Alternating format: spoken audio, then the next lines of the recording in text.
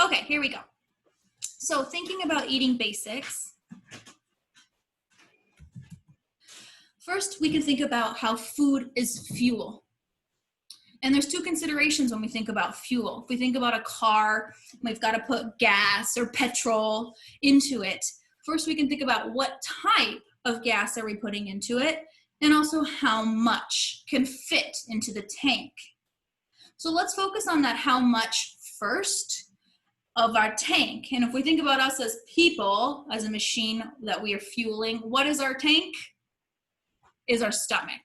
So thinking about our stomach, there's three things I want us to talk about here. Our stomach when it's empty, what are those signals that it's giving to us? Oh, I'm hungry. Our stomach when it's full, and also those signals that are associated to say like, oh, that's enough, stop eating. And then there's this concept of max capacity of our stomach. Because our stomach is flexible, it stretches, it can actually go beyond being full. And it can go further than that. So what is that max capacity? Let's first look at a full stomach. What does a meal look like? How much should we be eating to be full? Well, that depends on our age.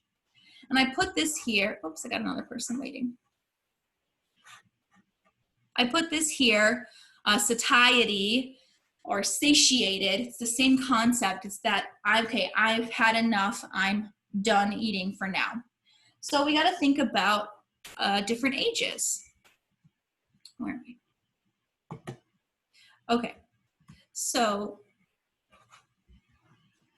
sorry, I think I'm still on annotation and it's not moving. Okay, so let's think about a baby here, just born, 1 day old. How big, and for those of you that have your video on, I can see you, you can show me with your fingers, how big do you think the stomach of a full stomach size is, meaning a complete meal for a 1 day old baby? What do you think? Now, Martina says about like this. Christina says about like this. Chloe is going a little bit big, maybe. First finger and thumb, okay? Everyone. Oh, Marie's got a little bit smaller and she got a baby right there too. All right, so actually I've got some examples here. We could think about, I have a cherry. This is actually a grape. But thinking about a 1 day old baby, this is literally the first time they've ever eaten in their life. And so, let me admit these two people. They need to learn how to use their stomach, and it's going to start to then produce acid for digestion. A 1 day old baby's stomach is about the size of a cherry or a grape. Now, how does that compare to a 1 week old baby? How big are we going to get then? From grape, how big? Now we're getting that first finger and thumb maybe.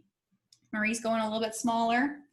Okay, I agree with you. And actually, if we think about the size comparison, I have on here, I think I have apricot. Here we go. Here's my little apricot. This is actually almost a 20 times increase in 1 week, which is a lot. And we know how much babies grow, especially in the first year. And so we can see that here. This is really because now their stomach has learned how to start to digest. It's got some basic acid in there that's sitting in there. And then this is a full meal. For a 1 week old baby, this is probably 2 to 3 ounces if we're thinking about fluid. And that's a full meal for them. If we think about bottle or if they're at breast, 2 to 3 ounces, they're full. Now, baby's a little bit older. A couple weeks have passed and the baby is 1 month old. From here, how big are we gonna go? And Latina says fist. Okay, got a little bit bigger. All right, I've got lemon here. And this is about almost double in size, but this is 4 weeks later, from 7 days to 20 times the size, and then in 4 weeks to just about double the size here. Now the size of a lemon is about 5 to 6 ounces of how much this baby's going to be eating in one meal. Okay, now, happy birthday to you, happy birthday to you. Baby's 1 year old. How big is a 1-year-old baby's stomach from the size of a lemon? How old's your baby, Marie? She looks to be a little bit older, about a year. She's 9 months. 9 months, okay. From 1 month to 1 year, that's 12 months have passed by. How much bigger have we gotten? And again, this is probably about, it's actually about triple that size, but in 12 months, this is about the size of a grapefruit, is a 1-year-old babies. And this is about 8 to 10 ounces of fluid is one meal. Okay, now we know after the year, they slow down a lot in their growth. The first year is crazy, crazy amount of growth that they're doing, triple in size physically, and then they slow down. And so from there, if we think about kids now, 1 year, 2 year, 3 years, 4 years, 5 years, 10 years old, now we're an adult. From a 1-year-old baby to an adult-sized stomach, how much volume, how much content is our stomach supposed to hold to be full? I got another fruit for you. What do you think it is? I only actually have half the fruit because I already cut it. It is a melon, a cantaloupe here, and I only have half of it. But if we think of a full cantaloupe here, another example I heard that I thought was really fun is it's about 1,000 milliliters, which is 1 liter, which is also about the size of a wine bottle, which is about how much our stomach holds for a full meal. Now, there are a lot of different things that vary with this. We're not going to get into a lot of the nutritional side of what things are going to make us feel more full and how that relates of sitting in our stomach. But I want you to think about these because oftentimes we focus on volume. We focus on volume a lot, but there's so much more that goes into feeding besides just volume. Okay, so that's stomach sizes. Let me put this down. All right. So we get back to the stomach, empty, full, max capacity. Now, when we're thinking about our fullness and we're thinking about if you're feeding multiple children or various people, even if it's just child and adult in your house, there needs to be a consideration of how much do they need to eat because their stomach is a different size. So from babies to children to adults, if you got a 3-year-old, a 10-year-old, and a 15-year-old, they should not be receiving the same portion sizes because they have different needs and their stomachs are different sizes. A lot of times the issue here is more often that children are overfed, that we think that they need to be getting a lot more. And our stomachs do stretch. They actually stretch 2 to 4 times what that full size is. So in adults, 2 to 4 times the size of a melon is basically a gallon. A gallon is our max capacity, and we have a reflective protective mechanism in our stomachs. Our stomachs aren't going to explode. And the only time this is ever known that a stomach has exploded was when somebody took like a lot of baking soda and it reacted with the acid. But your stomach will not explode from overeating. What will happen? It'll come up. Your stomach will contract and you will vomit. So if a child is vomiting, the first thing we need to think about, was that too much? There's many, many other reasons why their child could be vomiting, but we need to be thinking about that max capacity and how much should that child be eating in the first place. The other thing that's extremely important that needs to go along with feeding is this cycle of hunger and fullness. So I want to be full, and then that sends a signal to my brain to say, okay, stop eating. But then I need another signal from my brain that says, ooh, you need to eat again. And the only way that signal gets turned on is when our stomach is emptied. And so our stomachs take, on average, 2 to 6 hours to empty. And this depends a lot on how much we eat. If it's a snack, it's going to take a little bit longer. If we ate a really big meal, it's going to take longer. But if you get kids that are just munching and snacking all day long, these grazers, they're never going to get a hunger response because their stomach is never truly going to be empty. So that's going to be playing a role at how challenging it is for them to continue to develop in their feeding skills because they don't have that natural signal from their stomach to help them say, I need to eat. So this is something we need to consider going into it. Okay.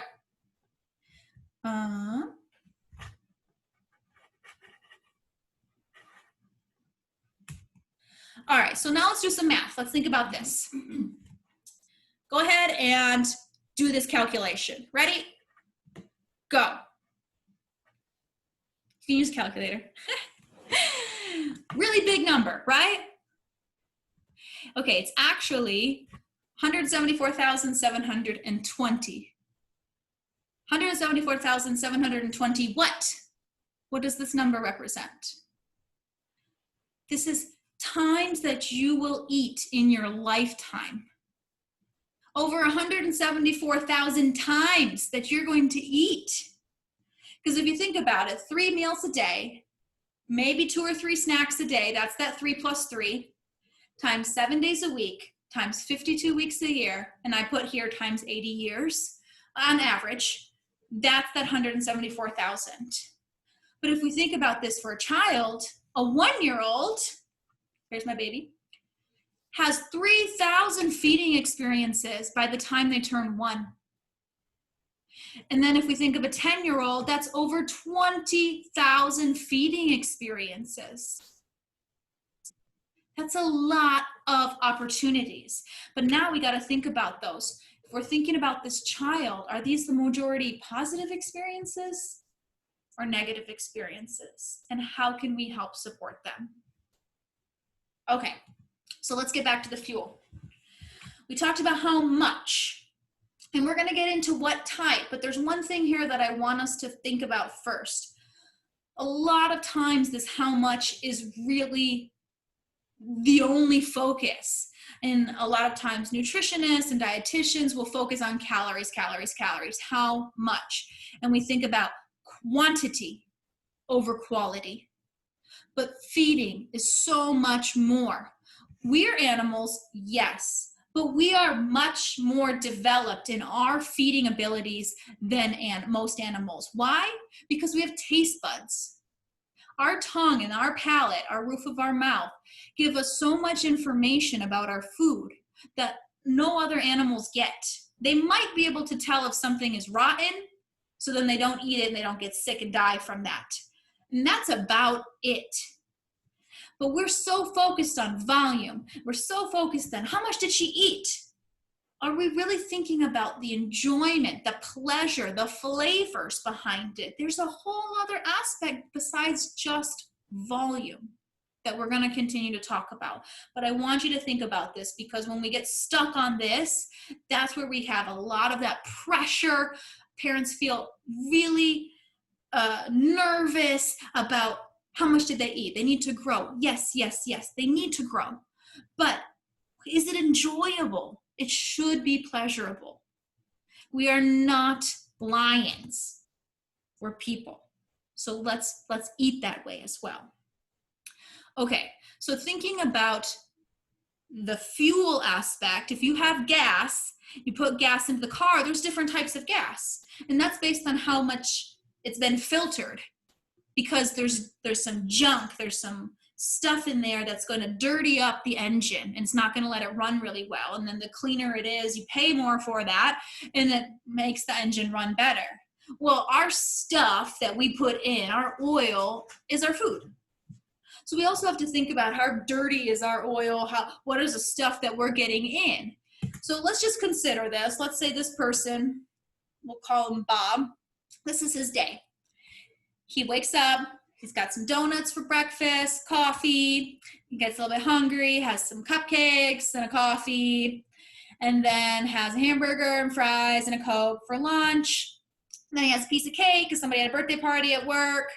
got hungry later, got some chips and a soda, went out with friends for dinner, had some chicken wings and some pizza, maybe had a couple beers or some other soft drink, and then went home, watched a movie, got a little hungry, and had some Cheetos. What words come to your mind when you see this summary of a day's food? Go ahead and write in the chat. Let me try to figure out my mouse thing that's going on. What's going on? I'm gonna give you a couple seconds. I gotta figure this out.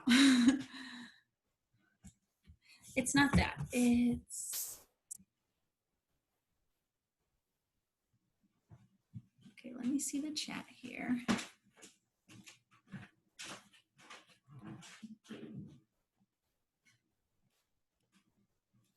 Process, sugar, flour, fat. Hold on, where's my?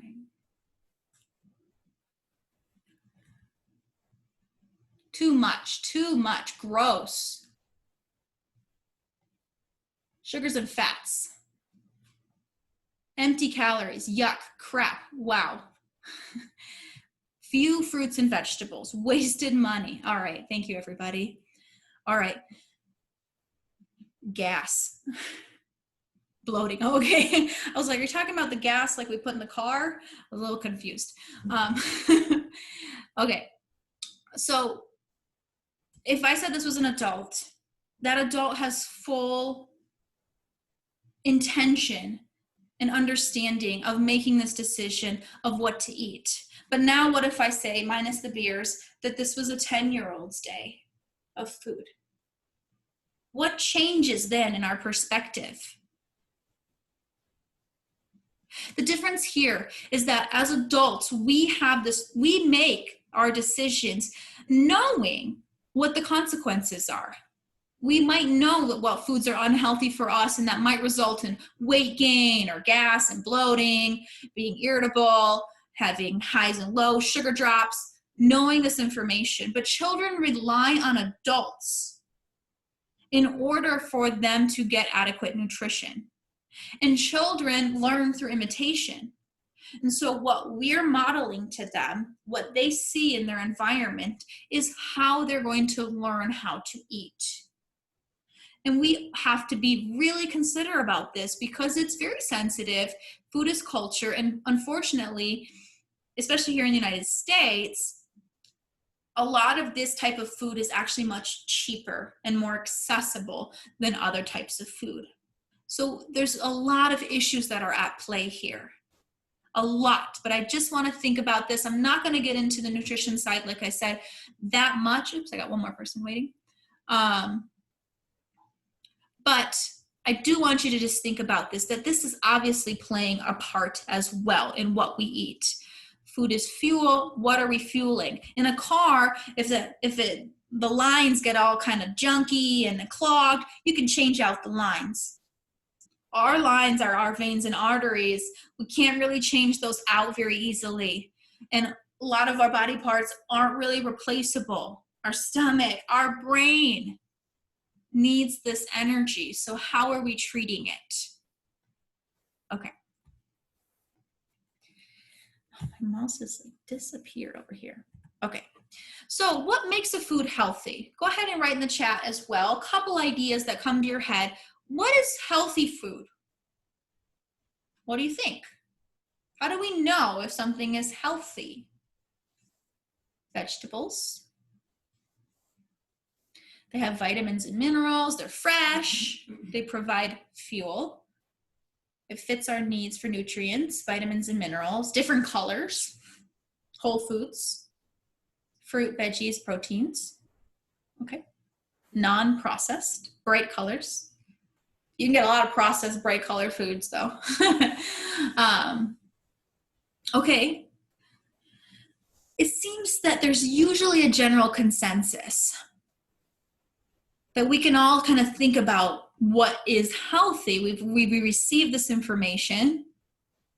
And conversely, we can also think of what is unhealthy. What are some words that come to your mind?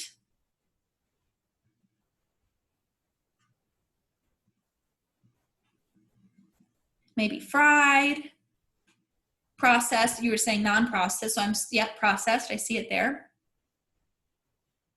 maybe a lot of fat, sugar, fries, calorie dense, sugar. Sugar. Yes, lots of sugar.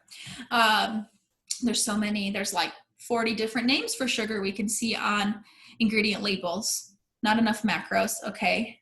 Quick processing in the stomach. Yes, okay. So there's definitely an internal response as well. But again, we can have a general consensus about what's unhealthy and what's healthy.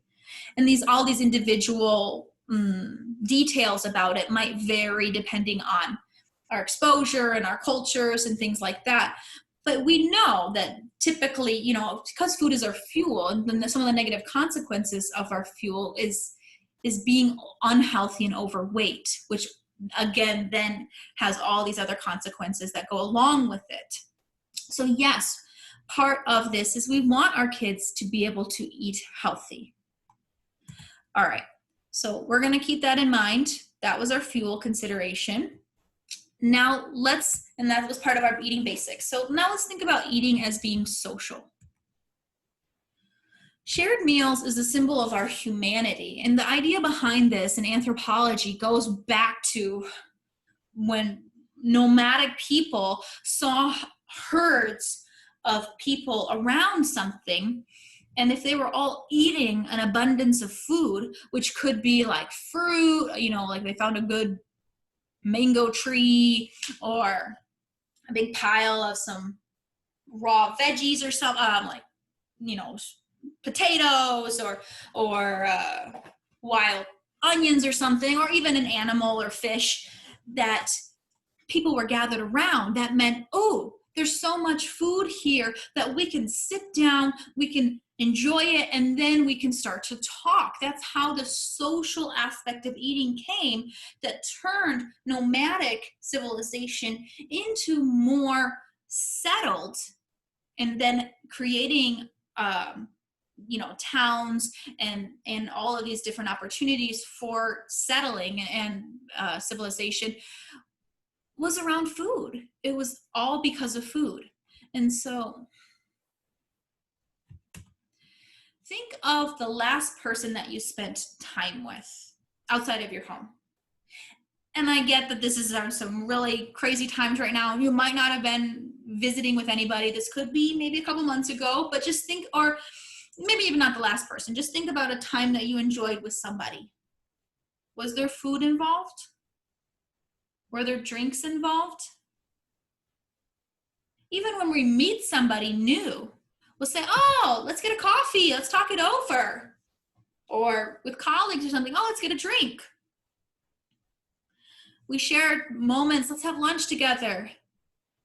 Or even thinking about how to create a relationship. If you're going to go on a date with someone, almost always there's food. You're going to go to a restaurant or have a picnic or have a coffee or go to a movie and eat popcorn. Food is very intimate. It's involved in almost all of our shared memories. Any kind of celebration, family reunion, graduation party, weddings, there's food. So it's very social. So if we're supporting our children in their eating process, we should be very social with their eating. We're not just sitting there watching them eat. Let's be social with it. Let's talk. I should be eating too, instead of just watching my child eat. Okay, because people that eat together speak together, and there's so much communication in eating. And it's not just related to the food. We are social beings. And so we're going to imitate how other people are eating, what choices they're making. Maybe if they're ordering food at a restaurant, oh, that sounds good. I want to order that. And part of this is giving us this sense of inclusion, because I want to be around other people. And then we get to share our ideas. We could probably have a whole hour-long webinar just about food, because we all eat.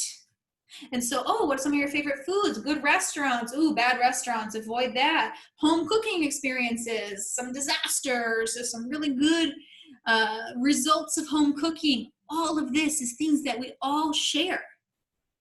So we can have those moments to then comment on, because we always have something, like everyone comments on the weather, right? We can all comment on food too. Okay. There's University of Oxford had a study that was called the Lunchbox, and it was titled Breaking Bread. And it came out with a lot of results around the social anthropologic idea of sharing food. And they really saw that people that eat more often with others are more likely to feel happy and satisfied with their own lives. Why? Because they have that strong social network that they feel connected to. And when you're connected to someone, most likely you're going to be eating with them. Okay, let me edit somebody else. Okay. So that's the social aspect of eating. Now let's think about eating is culture and the diversity around it. So I'm just going to give you a couple countries. What's the first thing that comes to your mind? Where's my mouse? Ready? Mexico.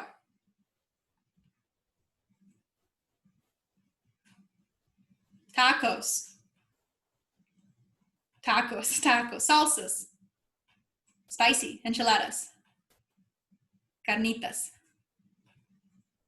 Burritos. Good. Delicious. All right. China. Spicy. Noodles. Fish. Rice. Rice and veggies. Soy. Fresh. Numbers. Okay. India. Naan. Spices. Curry. Spices, spices, spicy. Yeah. Chana masala. France. Baguettes, crepes, wine, cheese. Cheese. Bread, yeah. Pastries, fine cuisine, yes, French cuisine. Thailand. Spicy curry, vegetables. Peanut sauce. Hot peppers. Eating together, different flavors.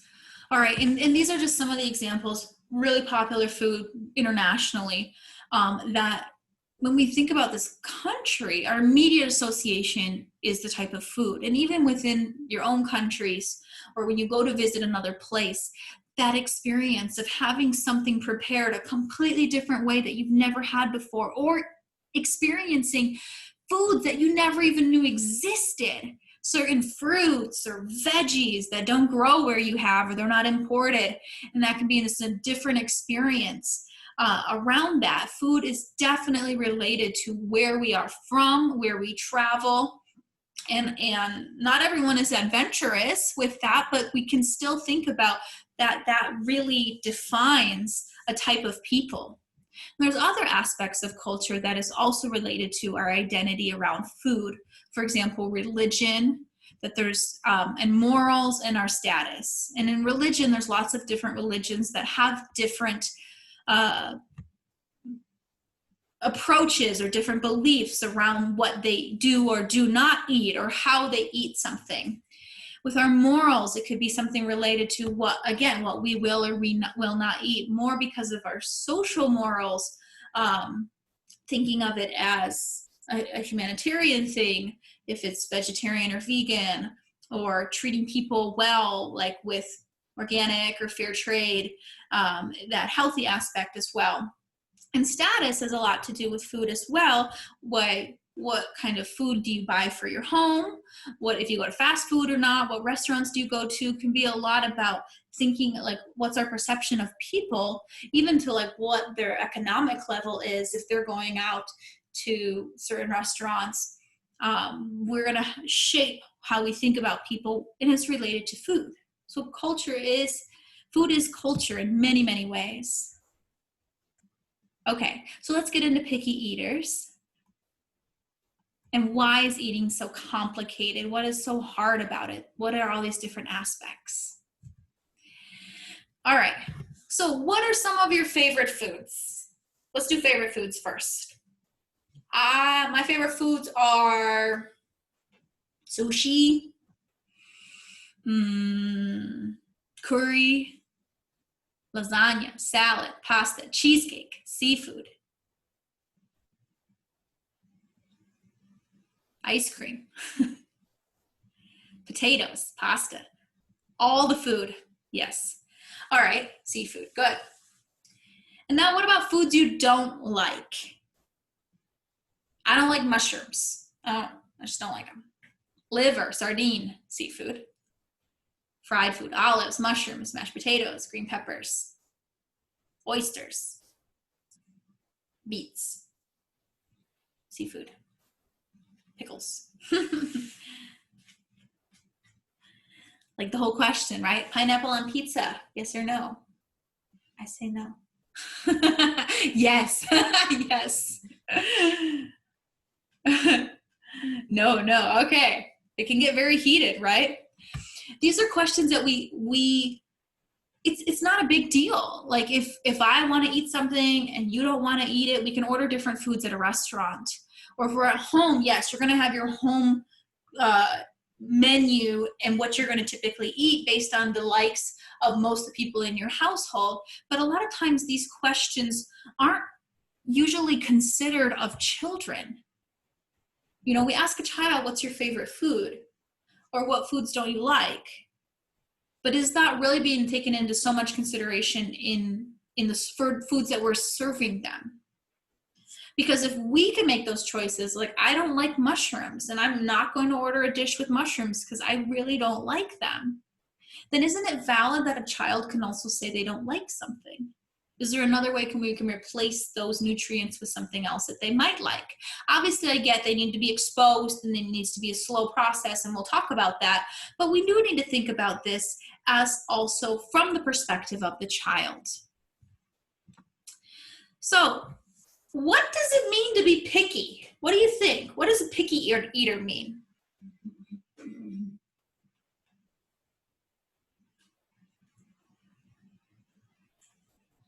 We hear this all the time. Hard to please, selective. Only eat a few foods, not eat everything. Avoid certain foods, doesn't want to try new things, has their preferences, right? Maybe only eats one food out of entire food group. I only eat one type of fruit, only take one type of meat. I've heard people say, I don't eat anything green. Or no, I don't eat vegetables. They might have tantrums around food. My definition, insert my child's name. Okay. But we can see here, there's so many definitions. So with so many definitions, can there be any just one answer of how to cure pickiness, how to help a picky eater? No, because food is very complicated. So we really need to think about this. It's definitely not just one definition. And this word being thrown out a lot actually has some pretty concerning, like when it is more than picky eating, and we'll talk about that at the end, it can feel like people are brushing it off. So first of all, the way that we speak about food matters. Just like we talked about, we are modeling how we eat is how, yeah, we're going to talk about kids with special needs. Thank you, Shannon. The way that we eat is going to be the example for the children around us. They're going to imitate. They're going to see that. That's their example. The way that we speak also matters. So if you're saying, I know it's yucky, just try it. Do you really want to eat it if somebody just said it's yucky? Look it, watch. Ugh, try this. No, even though we do that all the time. Ooh, it smells gross. Smell this. No. We're setting it up though. Or like, I'm begging you, just one bite. When the child actually might like it and might eat more than one bite, but I'm also putting a limitation there. Or you might not like this, but try it anyway. I'm setting up, I'm already creating a perspective. Well, I don't like it either, but we have to eat it. The way we speak matters. We can word these concepts in a different way that has a positive tone instead of a negative tone. I could say, you know, this is really good for you. Or I love it when you eat your beets. Or I'm gonna eat 3 beets. Are you gonna eat 3 beets with me? Something like that. So there's a conversation around it. You can try to use your words to promote the child to eat that as well, but what is the tone? Because if I'm setting it up in a negative tone, then that child's already gonna be shut off. But if I'm trying to present it in a positive way, then I can already promote, hoping that that's gonna encourage the child a little bit. There's a lot of other things involved, but the way we speak matters. Why is someone picky? Well, first we gotta think about 3 concepts. The first one's medical. Are there any underlying conditions? Sensory. What are those internal systems that are going on? And behavior. What is the intention of an action and what are the consequences that happen? So let's look at medical. First of all, sleep. Sleep is number 1. Well, breathing is number 1. Then sleep. But if a child does not sleep well, then all of their internal systems are going to be off balance. If you don't sleep well, think about this. If you have a really bad night, then the next day you might be really, really hungry, or you might not be hungry at all. Your systems are all... Hey, go tell grandma bye. No. At least tell grandma bye. Okay. Your systems might be all thrown off. And so we do need to think about, is this child getting enough sleep? Is this child getting a regular sleep so that they have that full capacity for their brain to have that rest period, reset, and then be ready for more development. Then, whoops, where am I? Poop, I'm just gonna say it. Our bowel movements are really indicating of the foods that we eat. We could have a reaction due to maybe an intolerance. Lactose intolerance often causes diarrhea, or other certain food allergies or sensitivities. And so really we should be having regular, consistent, mostly solid bowel movements every day. And if a child's pretty much mostly runny, soft, or diarrhea, or mostly really constipated and only pooping every 2 to 3, 4 days, that's going to have a huge effect on how they eat. And they're not really going to be knowing this, but their body is going to be having subconscious signals of, ooh, I don't want to eat that because when I eat that, it makes me feel sick, or it hurts my tummy, or I've got so much food backed up because I haven't pooped in a while, I don't want to eat anymore. I'm not hungry. Your brain shuts off the hunger response. So we have to think about that as well. The other thing is our digestive tract. Starting from our mouth, we know how complicated the swallowing process is and making sure that we're swallowing effectively. In our esophagus, we have our sphincters that open up, which could release some of the acid back up if we're getting, that's okay, Amanda, if we're getting acid up, reflux, that can be very uncomfortable. And then how well is the food moving through our digestive tract is also another thing. So all of these medical issues, if something else is going on, you could do all these other strategies about how to support a picky eater, but it's not really going to address it if the medical is really what's playing the role here. So we have to think about this. Could there be a possibility, working with a pediatrician, talking to the medical team, if any of this is happening first? The sensory system, if we think about this, we all have sensory responses to something. Most people, it's the nails on the chalkboard. We don't even have chalkboards anymore, or chalk, right? And you can already feel that, and you're not actually hearing the nails on the chalkboard sound, and you feel this like internal visceral response. That's our sensory response. Whoops. Windows kid, yep, okay. That's our sensory system, and it's everything. And so a child could have this response, could be having this response to food. And some of us have that. For example, like, I don't like rice pudding. It's really snotty to me. I have the, ooh, no, I don't like that texture. Usually it's texture, right? But it could be how something smells. It could be how something looks.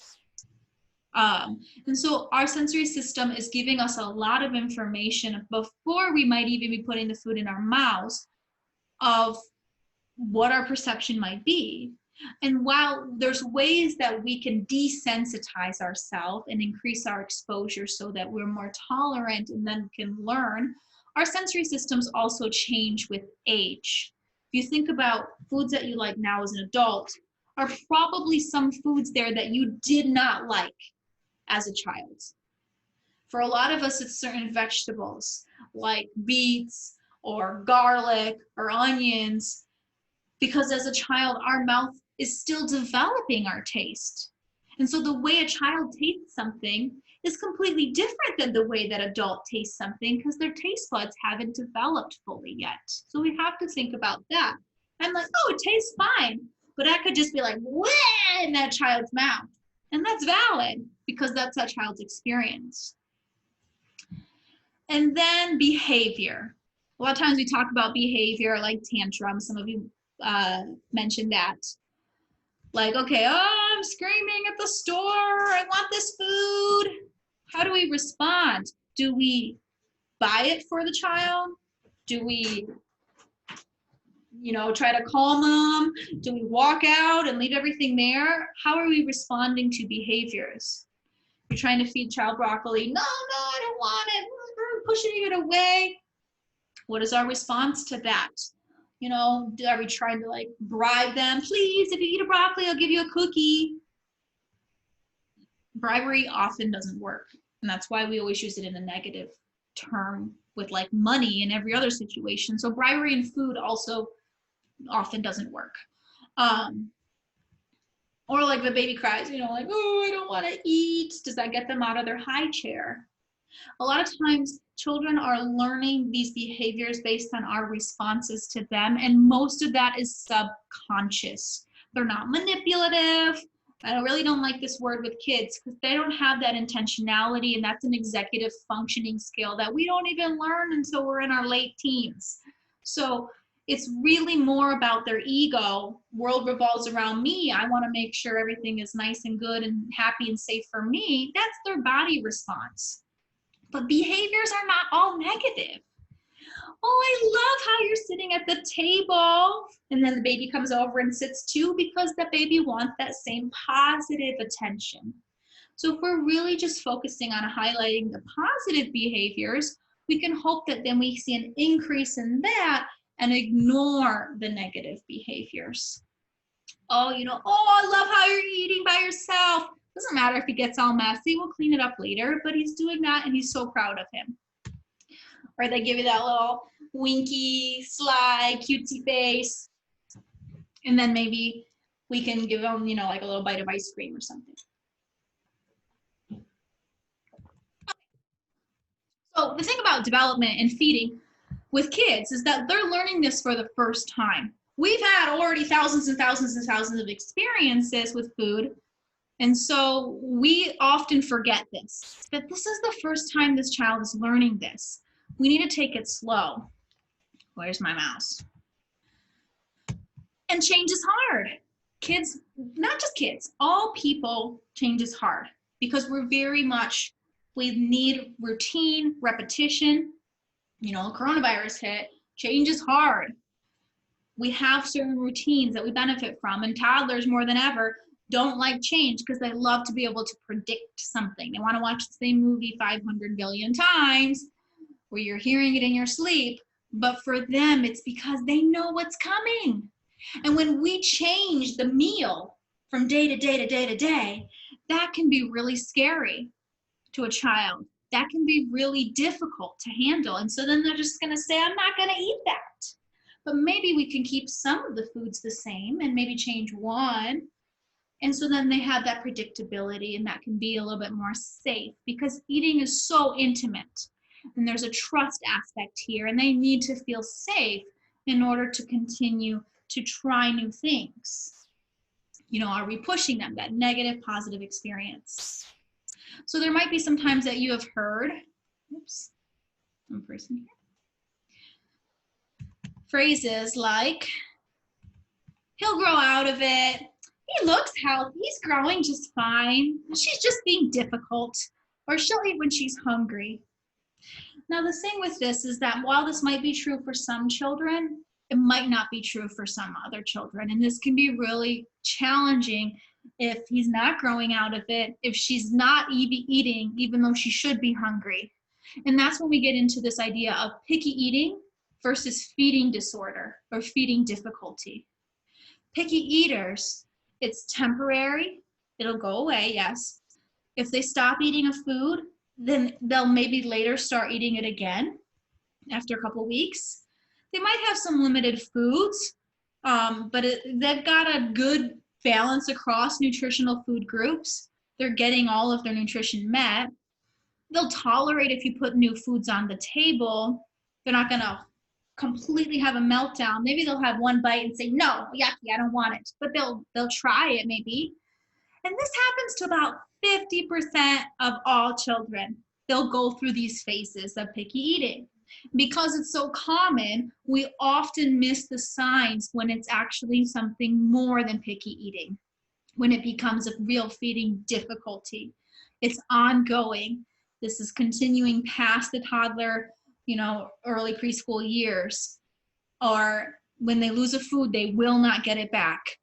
They're extremely limited number of foods that they will eat. I've heard kids that maybe are only at 2, 3, 4, 5 foods and that's it. That's concerning. They're missing whole food groups entirely. They don't have any vegetables at all. They don't have any fruits at all. They'll completely fall apart if you try to present something new to them or if you change anything in the way that their food is presented. And unfortunately, if a child has some sort of other developmental disability or disorder going on, almost 80% of children with special needs have feeding difficulties. So they need to have a team on board so that they can help get support, which involves a pediatrician, the dietitian or nutritionist, usually speech language pathologists or occupational therapists. They have varying roles depending on different sites and states and programs, but either or both of these therapists can be involved. A psychologist and a counselor is also really important because it's a really hard burden on a lot of these families, especially if they've heard certain terms like failure to thrive or aspiration or all these things that can be really, really scary for them. Obviously, the educational side or the caregiver side, if they're in a preschool, teachers, and of course, the parents and the family to help. The good news is that brains can change.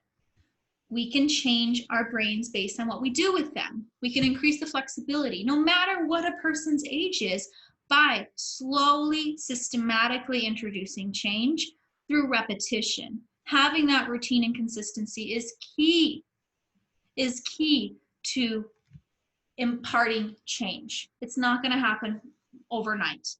It's going to happen slowly. But if we go back to the numbers, we have so many natural opportunities. Natural opportunities. We don't have to set this up.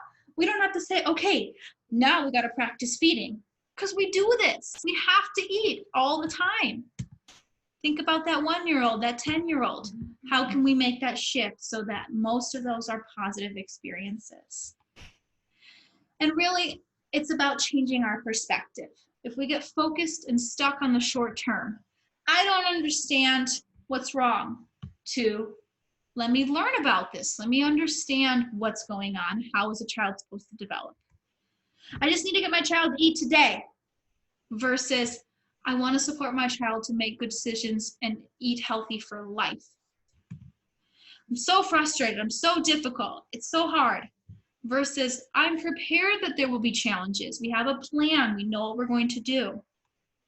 A child's crying, avoiding, running away, hiding under the couch behind the door, to enjoying eating. Children should enjoy eating because food is for eating, but good food is to be enjoyed. And I think food actually is very beautiful in itself. We have so many experiences. We should have them be positive. So this is all we looked at today for picky eating. I have one thing for food for thought, and then we have some time for questions, and I can stay over. I know it's almost up for the hour, but I can definitely stay for those that are able and have some questions. Picky eaters are not born picky eaters. They're made. So therefore, good eaters, they're not born that way. They're made, and we can support them. All right, so let me open this up for questions. You can unmute yourself and talk, or you can write it in the group chat. I know we've got 76 people here right now. Thank you, everybody, for your time. I really appreciate it. I hope that some of this information was helpful for you. Yes, I can definitely share the PowerPoint slides. I hope it recorded. I believe I set up the recording here. I'll also share the recording for you, and feel free to share that with whomever, and I'll include the slides for you. Do you have any other questions about the topics that we talked about?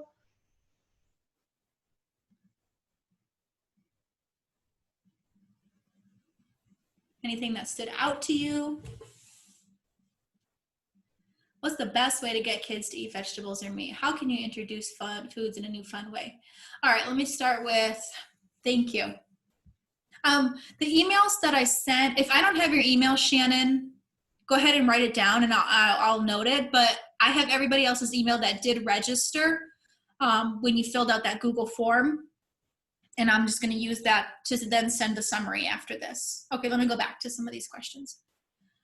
Best way to get kids to eat vegetables or meat, involve the child. And I don't care what level of cognitive ability your child is at, you can still involve the child, because really all people, we want to feel included.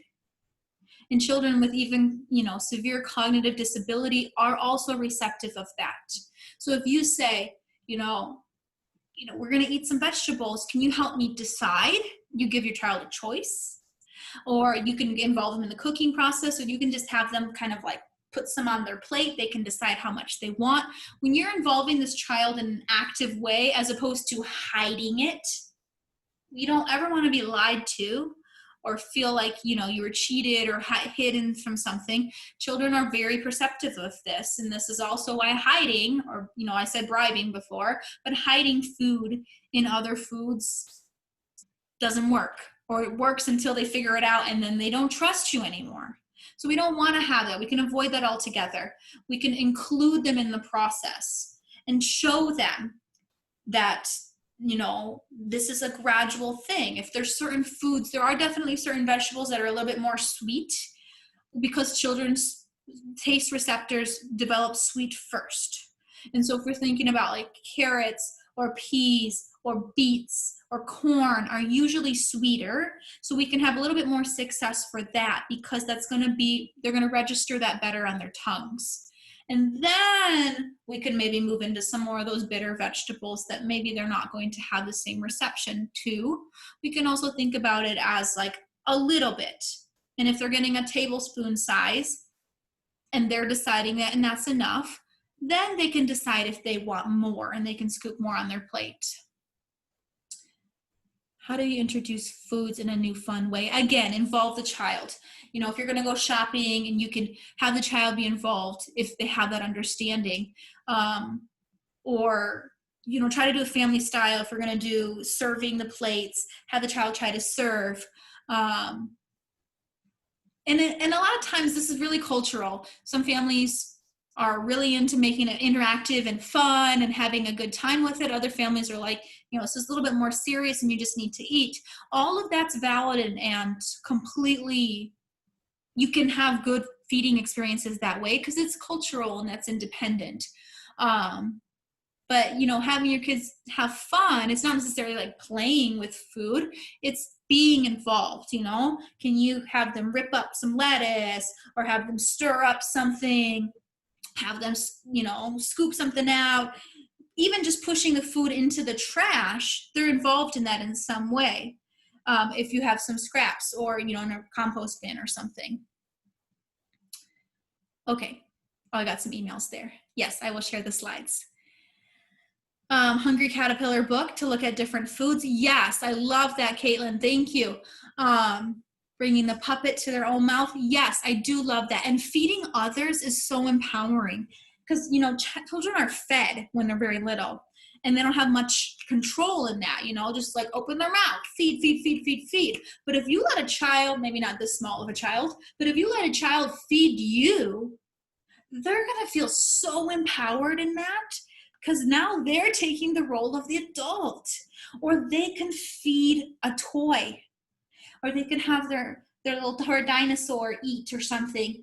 And we can play with having our, you know, toy foods and kitchen and having different, you know, pretend play around eating so that there's a little bit less stress away from the real food association.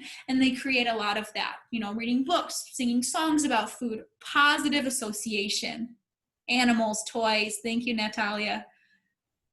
Okay. How do you decide if it's behavioral versus weak oral motor? That is true. The thing I'm going to say about oral motor, there's a lot of there's a lot of differences in this area, but we actually do not need to have that strong of a system to process food. And I think a lot of these strengthening approaches maybe are pushing we're not using muscles to their full capacity of strength. It's coordination that we're really looking at. So if we're really thinking about like an oral motor approach is strengthening, then I would say it's missing a huge aspect of how to support that child as opposed to coordination. But with oral motor, you know, weakness, you can definitely have a child that has low tone, and that's going to affect a lot of things. And so if you have foods that are really motivating to them to work on, I do definitely practice therapy foods versus nutritional foods so that we can create success without flavor being an issue, and then slowly incorporate that into mealtime foods and kind of separate out that tension between volume and nutrition versus skill practice. And that's usually at therapy time first, and then slowly it gets generalized and can be incorporated into meal times. But behavioral is really creating a behavior plan and thinking about what is the antecedent, what's happening right before this meltdown, right before throwing the food. Is it because I'm, you know, is it the words I'm saying? Is it the way I'm presenting it? Is it, you know, what, first of all, really thinking about what can I change to then see if that helps and changes the behavior of that child. Tongue and lip tie is in the feeding difficulty category. 2.5 eats about 10 things. There could be many other medical things going on, Stephanie. I'm reading your comment right now. And I would say, you know, you need to get medical team involved because that difficult feeding to feeding disorder concern of limited foods is going to play a part at, you know, not being at full capacity if there's lacking nutrition. And a lot of times, you know, if kids are taking Pediasure, the challenge of that, the second ingredients in Pediasure is sugar.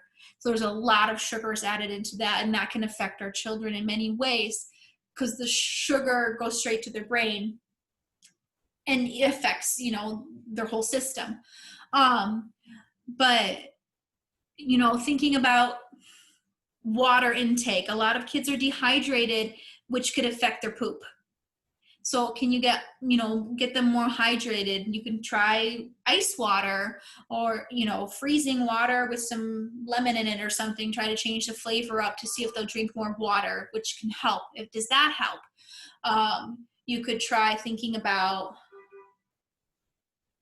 and you know, the tongue tie, lip tie may or may not be playing a part at this. It could be something else. And I know that I'm glad that you're aware of that and thinking about that, but even if he gets it clipped, it might not improve. So thinking about what are some other things that you could explore, trying to talk to a nutritionist or a dietitian to see the nutritional side, but then also what could be playing a part here. Maybe, you know, a GI doctor thinking about, is there reflux? Is acidity playing a part? thinking about that. Okay, I'm still reading. Integrating animals. What do I do if they refuse? And I refer back to minimal foods that they will eat. What's that? Oh, okay. Whoops. Sorry. Let me go back here. No. Lost my mouse. Sorry. All right, let me put my email right there. But you should have my email. What do I do if they refuse when they revert back to minimal foods at the yes, so that's really the challenge, and that's the consistency, because really that behavior, that response that a child's getting, if they refuse and then they get the other foods that we know that they're going to eat, well, then that reinforced, and you're going to get an increase in that behavior, because this is how behavior works. So how do we decrease that behavior is we can ignore. It's really challenging because parents get desperate and they want them to eat, and they don't want to have them not eat and then worry about, oh, they're going to lose weight. And it's really, really difficult, because if they got other feeding things going on, we're definitely not going to want to not have them eat. But a child missing a meal is really not, it's going to help them integrate those systems a lot better for really understanding the hunger fullness response. So it could be supportive in them of really not going back and giving them their meal. If they eat a little bit of it and they can put it aside, you know, that gives them that more autonomy in it. But there's definitely trust issues going on there. Do I have a website where I can follow you? I found this through Facebook. Yes, I do. I will put that in my email. I do have a website. It's called theairplanespoon.com, and I'll write that out on here. Nachos on the table, spaghetti and meatballs on the table, paper. I would definitely take all the stress out of it all. Worth a try. Okay, I can see a lot of families that would not be interested in that, and I can see other families interested in that. Again, that's a really cultural thing. You know, some people are just so really anxious about messiness and dirtiness. But if it's also a big issue that they want to take their food out, maybe you could have some experiences of sensory integration, like Play-Doh or water table, or, you know, shaving cream or something that's not food related, to get that experience, so that they're not necessarily getting their hands all on the food. Because ultimately we do need to eat that food. Top 2 to 3 tips for supporting kids with feeding difficulties for foods or textures. Routine, consistency, slow. So making a very, very small incremental change, and you got to be thinking about this. You got to be thinking about the presentation. What does it look like? How big is it, you know, cut up into? What's the color? What's the temperature? You know, what brand, and all these things, and only changing one thing at a time, and giving that a week, and then changing another thing, and slowly laying it all out.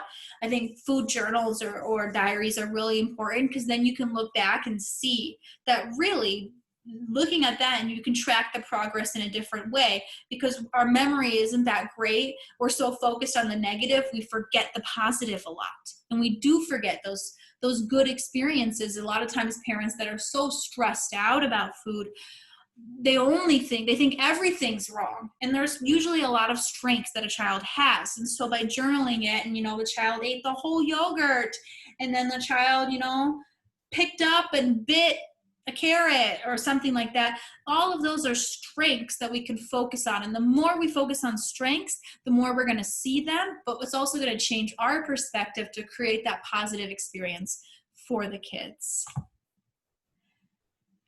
All right. I know a lot of people are signing off. Thank you, everybody. It's crucial. Function evaluation, determine if tongue tie or lip tie has an impact.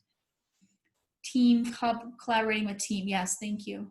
Is there a specific plate that I recommend? Oh, plate, you're saying, to try new foods, to separate.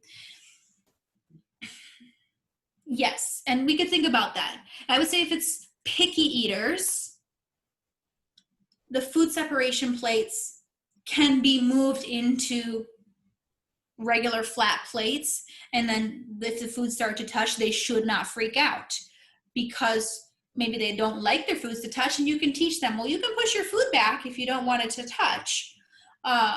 if they're picky eaters, in this case, that it's not involving, it's not so concerning of nutrition.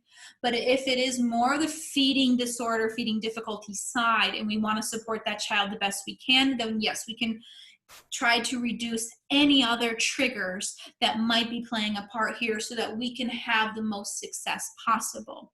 I really like suction cup plates, or to put, there's these mats that are that you can put on a tray or a table that if you sit something on it, they won't slide around.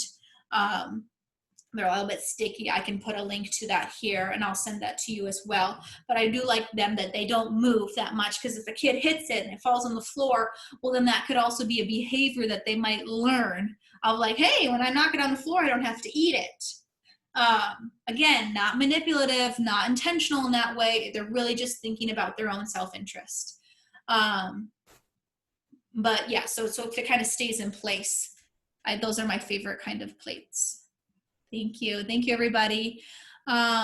Kids only eating when the parents feed them versus feeding themselves. It is a behavior that's learned, and there's probably a social aspect there. So the question from Audra was, what about kids that only eat when parents feed them, and they don't want to feed themselves? They don't want to learn how to eat. In this, it's a gradual process. A lot of times what I do with that is I will encourage the child to take the first, I like to use counting. So I'll start with 3, or y'all even start with 1 with certain kids. You know, you do the first bite, and then I'll feed you the rest. And then we can move that up to, okay, you take 3 bites, and then you can put the fingers down as they take the bites right at the beginning, because they're hungry. So it's that cue. I'm hungry, I need to eat. And then they're going to be more successful with that, and you're encouraging them, and then you can move into feeding them for the rest of the meal. Gradually, they start to eat more themselves, and then you can slide that out. Okay. Yes, I will have the recording available. That's okay, Callie. I will send out the recording to everybody, to their emails. I will send out my website, and I will send out some of these links of things that I've been talking about. It looks like I got to the bottom of the questions. I know we're about 15 minutes over, and I really appreciate everyone's time. I hope this has been helpful and informative. Thank you so much. I'm going to be offering a couple other sessions, more specific, and I will share out those links to everybody with your emails in case you're interested in signing on for some more sessions. Have a great night, everybody. I really appreciate you. Thank you, everybody. Take care.